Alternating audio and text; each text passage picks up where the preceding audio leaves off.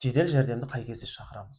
Бір адамның бір жақ шеті салданып жатыр, бір тілі күрмеліп жатыр. Бұл кезде бірден жедел жәрдем бригадасын шақырыңыз. Ол может инсультке подозрение.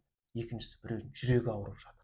Немесе жарақаттар кезінде шақырамыз міндетті түрде. Одан кейін аллергиялық реакция болып ісініп жатыр, демала алмай жатыр, задыхать етіп жатыр. Тоже шақырамыз скорый. Келесі жағдайларда қандай жағдайлар? Улану жағдайларында міндетті түрде. Іш ауырып жатыр. Бірінші может аппендицитке подозрение болуы мүмкін. Көшеде біреу ес-түссіз жатыр, мысалы, жақындарыңыз оянбайды, мүлде реакция жоқ. Тоже скорый шақыру керек. Ал енді скорыйды қай кезде шақырмаймыз? Біріншісі, сіз емханаға барып ем алдыңыз да, сізге грипп болдыңыз, айтты, ем тағайындады дәрігер. Үйге келдіңіз да скорый шақырдыңыз.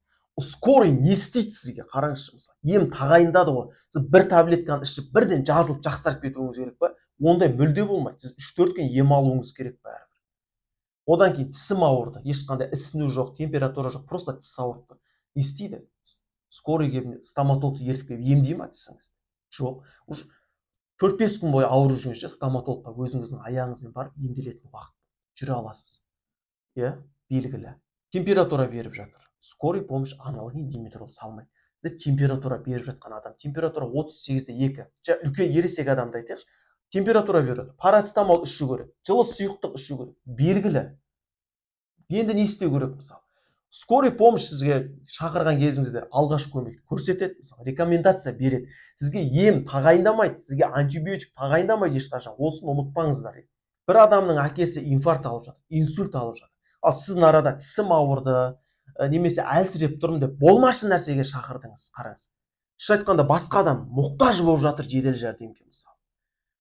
Сіз ол кезде жедел жәрдемнің уақытын алып жатқан кезіңізде ол адамның мысалы өмірден өтіп кетуі де мүмкін. Сол үшін жедел жәрдем бригадасын шақырмай тұрып кішкене ойлану керек. Логично ойлану керек. Мен жедел жәрдем бригадасына мұқтажмын ба? Маған экстренный не керек данный момент?